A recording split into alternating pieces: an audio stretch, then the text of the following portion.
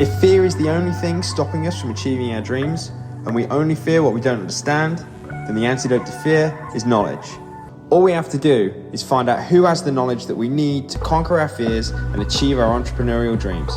My name is Callum Walker, and welcome to the podcast that will help you figure it out and conquer this lonely entrepreneurial journey. Hello everyone, and welcome to the podcast. So once again, I am driving back from down south as I've been with my partner for the weekend, which has been really nice. Something that I would like to pass on to you today is how I use intermittent fasting. And the reason why I'm kind of bringing this up now is because, as you know, if you are a regular listener, if you don't know, I'm pretty regularly on a ketogenic diet. So I'm ketogenic the majority of the time, and I occasionally kind of flit through low carb periods. So let's say like in a week, I might be ketogenic for the majority of the week, but then I might have like one meal which has got some whole grain rice in it, maybe even have like a whole meal wrap, or even like of a weekend I might occasionally have some sourdough toasted with my eggs because it is just divine. But occasionally I do get that sense of like, oh my god, I just wish I was just a normal human being.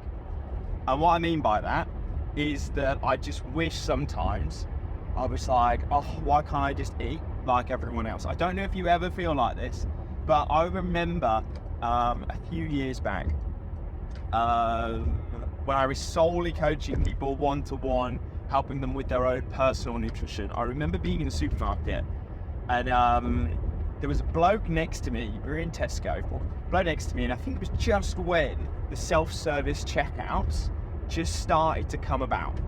And the bloke was standing next to me, and I looked at everything he was purchasing, and I was like, oh my god, like he had a family bag of Doritos, dips, pizza, everything. I was just like, oh my god. And I looked at my basket, and I was like, avocado, salads, chicken, and like, look, don't get me wrong, I love all of those things, but I was like, that requires an element of energy and effort to go, right, I am a healthy human being who prioritizes my health and fitness. And I just remember standing there going, just sometimes I wish I could eat all of that shit and it didn't have a negative impact on me. Do you know what I mean? So the reason why I'm kind of like bringing that up is because I occasionally do get that like, oh, I just want to eat just some normal food and not have any form of mindfulness around what I'm eating. And it's quite funny because, like, you know, me and my partner, we're long distance. I say long distance. She's 3 hours away from me down south. So when I go to hers, it kind of feels like I'm on holiday because I'm in like a new environment in a different place. It feels like I'm on holiday. So it's almost like I kind of associate it with, do you know what, I am going to be a normal human being. So naturally the ADHD in me is very much kind of like, I'm all in or I'm all out. And naturally I kind of went all in. So I got there Friday. I got down there about, what time was it? We're about 6, and I was like, we are going for a Thai. And I went all in on the rice, the prawn crackers, everything, and then it just snowballed into, I don't know if you've ever heard of Tonu's chocolate, but it's a different chocolate brand, and they've got a collaboration with Ben & Jerry's, and they basically had this bar of chocolate that had a shit ton of lumps of Ben & Jerry's chocolate fudge brownie in it, and it was amazing. So anyway, my point was, and the reason why I'm bringing this up, and the reason why this is linked to intermittent fasting, is that when you're ketogenic or when you're low carb, you feel amazing. And your body is very, very much reliant and used to running on fatty acids, ketone bodies, when you're on a ketogenic diet or when you're very low carb and you're in that low insulin state, levels of inflammation in the body are very low. But what happens is it makes you like additionally sensitive to shit. So when you eat shit, it makes you like really, really sensitive to it. And for me, I feel like very jaded, lethargic, that brain fog starts to come back.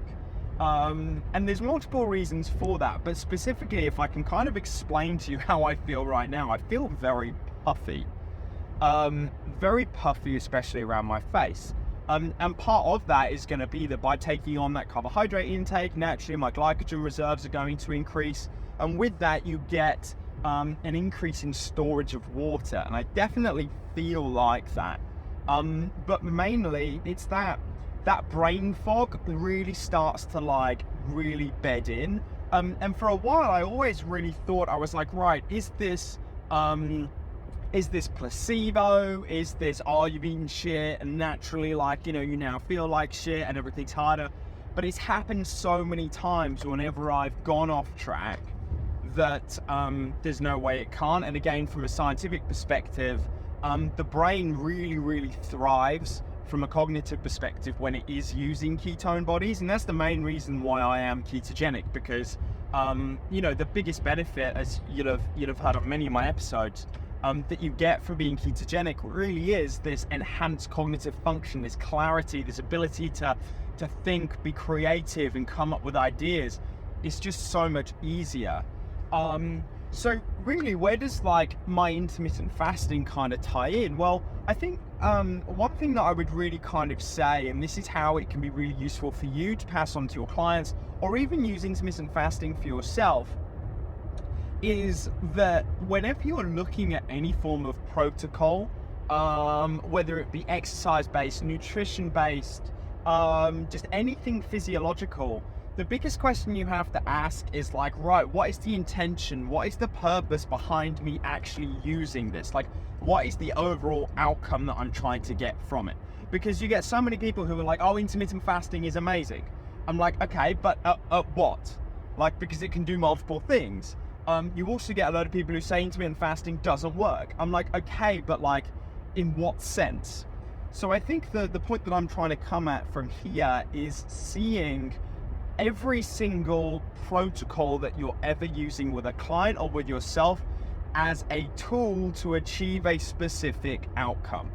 So my point with that is the way I use intermittent fasting is going to be very different to the way and the reason behind someone would use intermittent fasting to lose weight. They're very different things. They might produce similar outcomes, but there is a different intention behind it.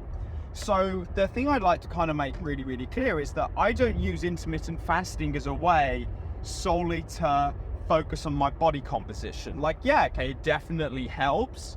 Like naturally when you are in a fasted state, you get lower levels of insulin. That can level up your ability to burn fat. So in terms of my ability to maintain like a lean physique all year round, intermittent fasting is a great tool to be able to do that. It also naturally decreases your overall caloric intake because you're eating less anyway. But that's not the reason behind why I do it. Because the main thing is that I'm like, okay, right, what has happened has been that me taking on some form of carbohydrate will have kicked me out of a ketogenic state. Because naturally, if you're really trying to get the benefits of the ketogenic diet and you're really trying to like elevate your cognitive function, the key thing you have to do is produce ketones. And the thing that really kind of serves as the doorway to opening up your ability to produce ketones is insulin. So again, although intermittent fasting decreases insulin, which can be beneficial for fat loss, I'm not trying to decrease my insulin for fat loss purposes. I'm trying to decrease my insulin so that I can produce ketones. Because provided that insulin is there in high enough quantities, you can't produce ketone bodies to a level that would really enhance your ability to think, be creative, and get those cognitive benefits of the diet. So the way I use intermittent fasting, which is today, yes, I feel additionally puffy from the glycogen that I'm probably going to be storing. So naturally getting in a fasted state is going to dump that water and deplete that glycogen, which makes me feel a little bit better. But more importantly, what I'm doing is I'm using fasting as a tool to lower my insulin to then produce my ketones again. Does that make sense? So it's almost like a little bit of recalibration. So, yesterday I was still a little bit like, fuck it. It's still like, I'm going to have a little bit of carb.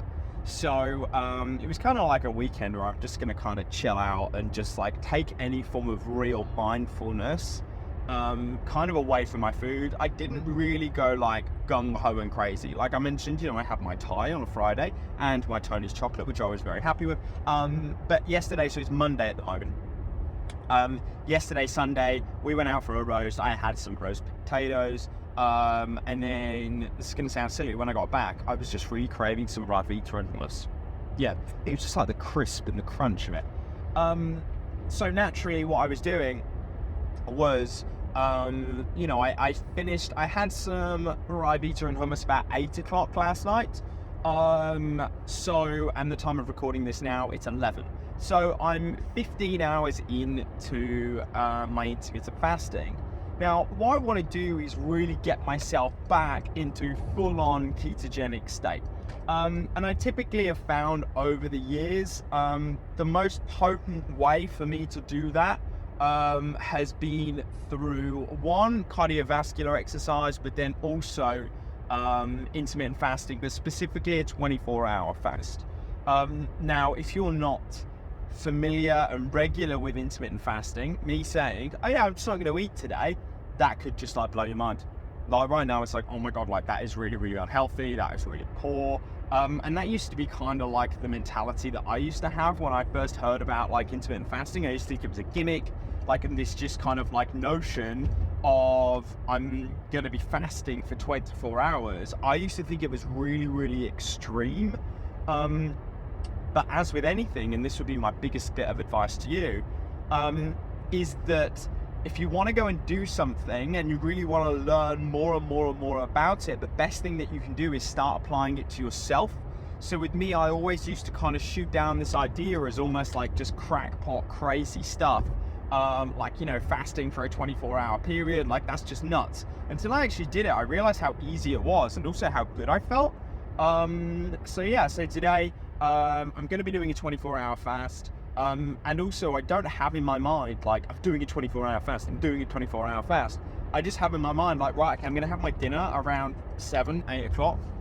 That's when I'm going to do it. And I'm just going to maintain an element of hydration throughout the day. And I'll go through kind of like, what I'm going to be doing during that day to kind of make that a little bit easier. And also I'll be touching on in a second about how this could be useful not only to you, but also for your clients, and some really simple steps that you can put in place to really ensure that like you can do it safely, you can do it effectively, and really get the benefits of it. But it's interesting because like today, like I said, I woke up feeling quite jaded, lethargic. When I'm down south, I go and work for a coffee shop, and it was just a real slog to kind of get my brain going. And when you're used to really working at this like high level where things come very easily, quickly, it can be quite frustrating. So again, that really kind of like served as a motive to go, right, I really do need to fast today. Because again, as you'll probably know, like I massively prioritize and value working at the highest level that I possibly can. So fasting is a tool to be able to kind of overcome that frustration. But specifically, if I kind of walk through like what the day sort of looks like, the main thing that can serve and probably will serve as a challenge if either you or your clients are going to do a 24-hour fast is really just hydrating yourself is the main thing that you need to stay on top of. But it's not just as simple as nailing as much water as you possibly can, because you do need to be quite strategic around your water intake. And there's multiple reasons for that. It's because you've kind of got to do this bit of a dance between making sure I'm getting enough fluid in, but then also making sure that I'm not taking on too much too quickly. Now, when it comes to like hydrating yourself, there's three key things that we do need to nail. It's not just as simple as drinking water. The real key things are that, first of all, we need to focus on the volume, so the amount of fluid that we're actually going to be taking on. Secondly, we need to be looking at what we're actually taking on, so the composition of what we're taking on. So ideally drinking something that is a little bit more than water, and you'll get what I mean in a second. That can sound so confusing. More than water? What the fuck do you mean? You'll get what I mean in a sec. But really kind of like what we want to consider is what is it that we're actually drinking, and then thirdly, the rate of consumption. So how quickly are we going to drink? Now, why is water the most important thing that we need to consider when we're in a fasted state? Well, multiple reasons. The first thing, which is kind of the obvious one, but people don't really kind of talk about, but when you're eating, your food technically hydrates you. So one of the main reasons why you feel kind of like shit, if you've ever gone through a period of time where you've tried to fast and it's just been really, really challenging, then you might have like headaches, lightheadedness, dizziness. There's been that you really kind of start to suffer from symptoms of dehydration. And one of the main reasons for that is that you miss out on opportunities where you'd normally hydrate yourself. Because let's say I'm eating a chicken breast, for example. That chicken breast has got water in it, which means that when I eat it, I'm technically hydrating myself. So if I'm fasting, I'm technically missing out on an opportunity where I'd normally be taking on the fluid that would be in the food. But then the other thing is that most of the time when I'm actually eating that meal, I'd probably be having a drink with that meal. So not only am I missing out on opportunities where I'd normally be taking on fluid during that meal, I'm also missing out on opportunity where I'd normally be drinking in accompaniment with the meal. So we've got to take that into consideration. So how I like to kind of look at that is that, let's say that we look at a standard eating schedule, the way that someone would normally typically eat. Let's say they have breakfast when they wake up, they have a mid-morning snack, they then have lunch, they then have a mid-afternoon snack, they then have dinner. I like to stay on that exact same schedule. And this is how I used to use it with my clients as well, because they're already in a routine of they eat, they probably have something around mid-morning, they then have lunch, they probably have like a little Scooby snack around 2-3 o'clock, and then they probably have dinner. They're already in that routine. And trying to change too many things at once, they're just going to turn to a puddle, they're going to fail, and they're going to go back to old habits. So we might as well just stay with that same schedule. So how I kind of started the day off, I was like, right, okay, normally, typically in terms of breakfast, instead of eating, I'm going to make sure that I have some form of fluid. Specifically, what I did was I took on some form of electrolyte. Now, why have I gone with electrolytes, and why are electrolytes vitally important if you want to fast at the highest level, get the most benefits from the fast, and ensure that you can do it as easy as possible? Well, there's two primary reasons for that.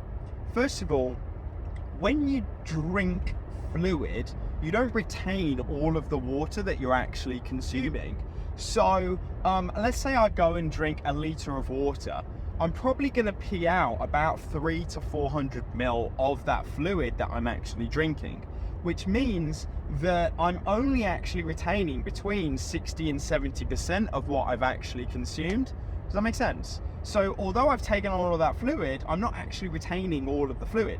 So what I want to do is I go, right, okay, I want to make sure that whatever I drink, that I'm actually maintaining and retaining as much of that fluid in the body as I possibly can. And that's where an electrolyte supplement can be really useful, because specifically the sodium, or we can just call it salt for like, simple terms here. Sodium and salt are different things. But the salt within the fluid, it actually enhances your ability to retain fluid. So this is why I always used to use electrolytes with my athletes, because what we want to do is make sure that they're adequately hydrated and that we're keeping whatever fluid that they're drinking within the body. And that's where you can use an electrolyte supplement, because by putting I use Science and Sport Hydro, by putting one of those in there, what happens is that then the fluid that I'm actually drinking, more of that is going to stay in my body. So if I look at the amount of fluid I'm consuming, it then actually goes from a retention point of view from 60 to 70% of the fluid that I'm drinking up to actually I'm probably going to pee out 1 to 200 mil, which means that retention goes from 60 to 70% to 80 to 90%. So I become far more efficient at hydrating myself, and I'm keeping that fluid in the body, so that what I'm doing is that even if I'm not eating, I'm missing out on opportunities to be drinking that I would be doing off the back of intermittent fasting. I'm also going to be maintaining that element of hydration at the same time. So first things first, what I'll do is typically throughout the day, I'll probably have 2 or 3 electrolyte supplements. So like I said, I go with Science and Sport Hydro. Main reason for that, they've got a high salt content. They taste really good, and if you get them from the right website, they're not overly expensive as well. So what I would do is don't go with the lemon flavor, tastes awful, and don't go with the cola. Again, tastes awful, and also it's got high caffeine content. So what happens is that I'll maintain that the fluid that I'm actually consuming off the back of having an electrolyte supplement. So I had that for breakfast, if I can call it breakfast, at that normal sort of time schedule, and then I'll have that around lunch. Now, how do I kind of differ from going to have 2 or 3? Really just off the back of how I feel. So if you feel like, if you are fasting, or if you have a client who is fasting, and you feel additionally hungry, you feel a little bit lightheaded, jaded, lethargic, maybe just dizzy, take on some form of electrolyte, and you'll find that those side effects will start to disappear. So typically I'll go for I've had one first thing in the morning, and then I'll have one around lunchtime. Because the other thing that you're combating when you are fasting is something called fasting-induced diuresis. Okay, really, really fancy word for, if you think about diuresis, if any of you have previously been in the bodybuilding world, the word diuretic, people use diuretic drugs to flush water out to make them look leaner.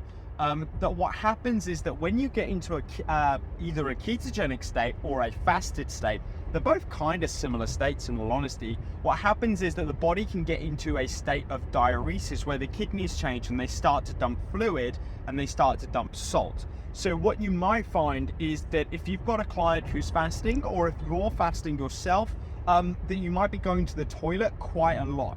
That's for 2 main reasons. One, when you're in a fasted state, the kidneys start to dump a lot of fluid, but then also you'll find that if you've got quite a lot of glycogen, that because the body's not getting food from the outside world, it's running on its inside resources. And if you're not ketogenic, the body's initially going to go to its glycogen reserves. So when you're using that glycogen, what you're also doing is you're kind of getting rid of the majority of the water that you've got stored with that glycogen as well at the same time.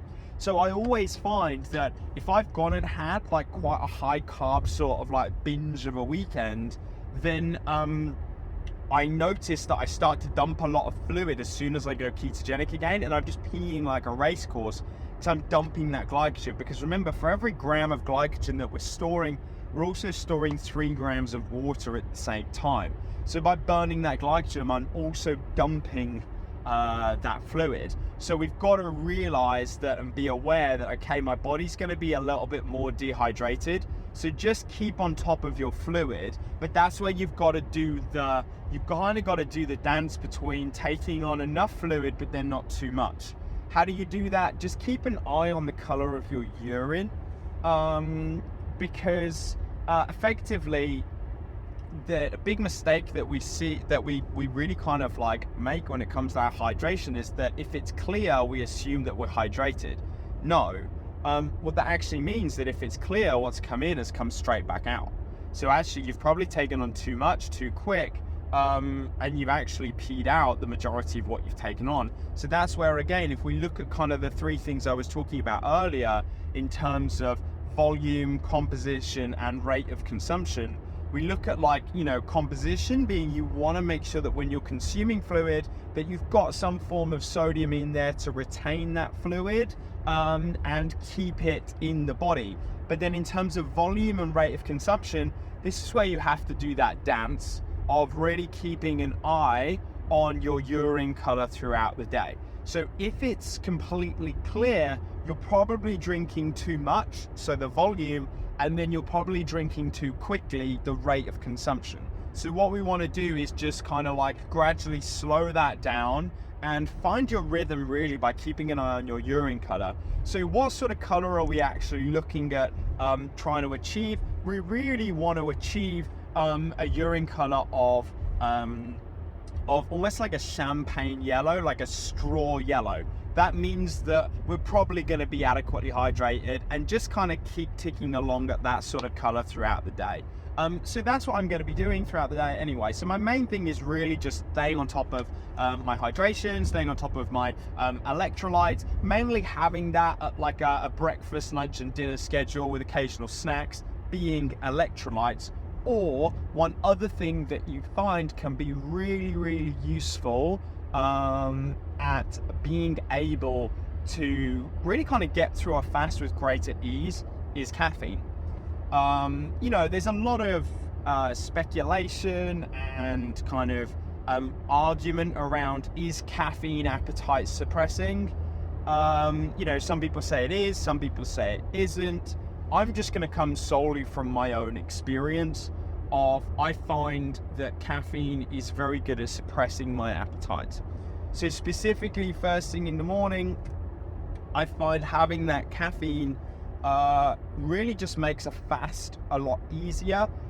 Whether it's the caffeine, the appetite suppressing effects of the caffeine that makes it easier, or just the sense of I'm drinking something with flavor that isn't water,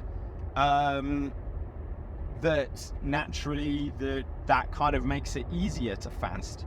So I've also had an absolute stinker here. While recording this, I've come off at the wrong junction, and right now it's saying it's taking me 1 hour and 30 to get home. That's okay, it's only added 3 minutes onto the journey. That's all right, not a problem.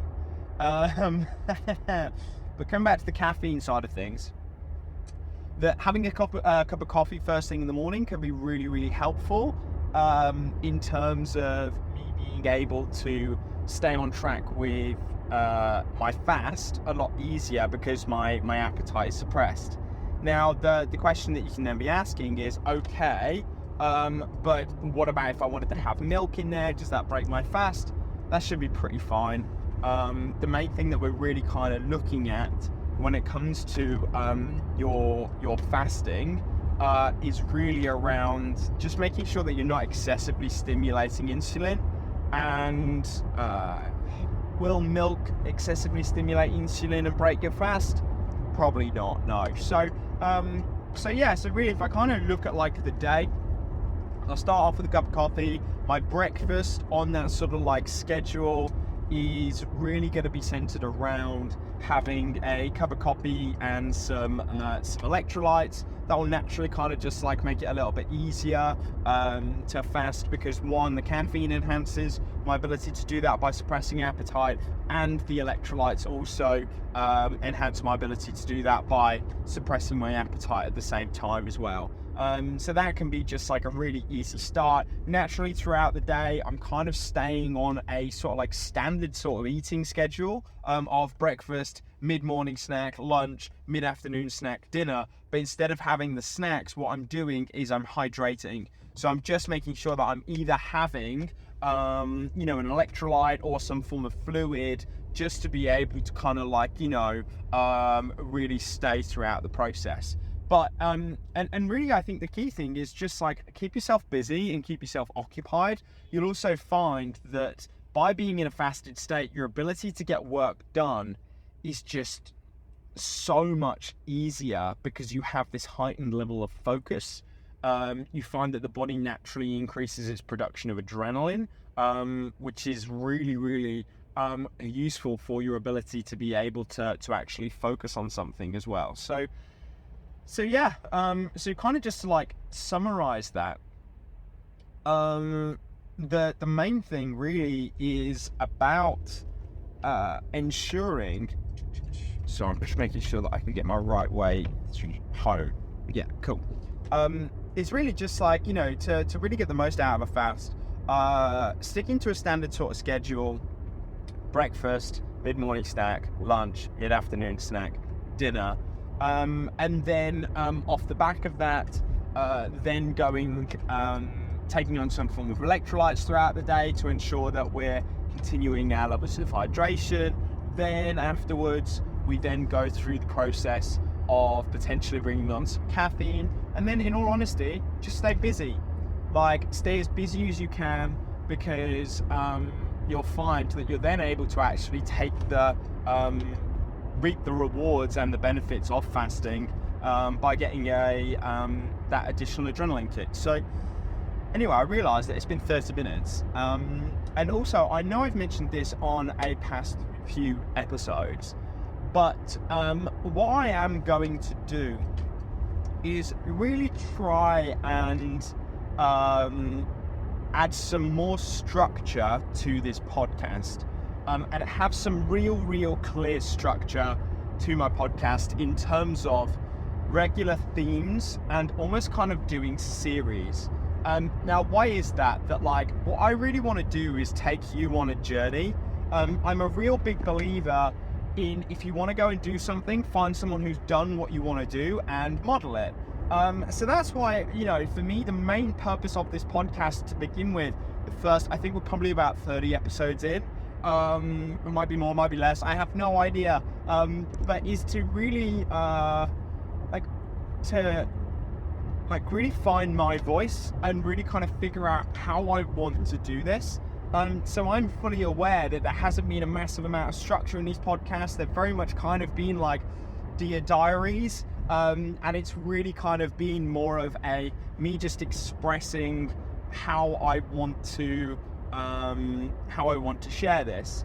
And do you know what? Actually, what I'm going to do is I'm going to film one more little episode and actually say what I want to say here. So just stick with me here. Listen to the next episode, because it might give you a really good idea as to how you would want to, if you want to start your own podcast, if you want to really kind of like enhance your own content, this is something that could be really useful for you. So I'm gonna stop recording this and I'm gonna start a new one just to kind of explain exactly what I'm going to be doing, how this podcast is going to change. It might provide you with some ideas. So yeah, that's just kind of like provided me with some excitement as well. Anyway, so today I've covered some fasting, a little bit about why I would do intermittent fasting, why you could do intermittent fasting, some quick and simple tools that you can use, not only for yourself, but also with your clients in terms of intermittent fasting.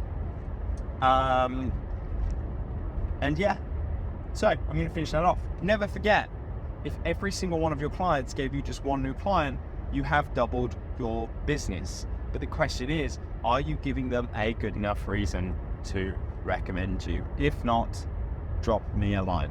See you later.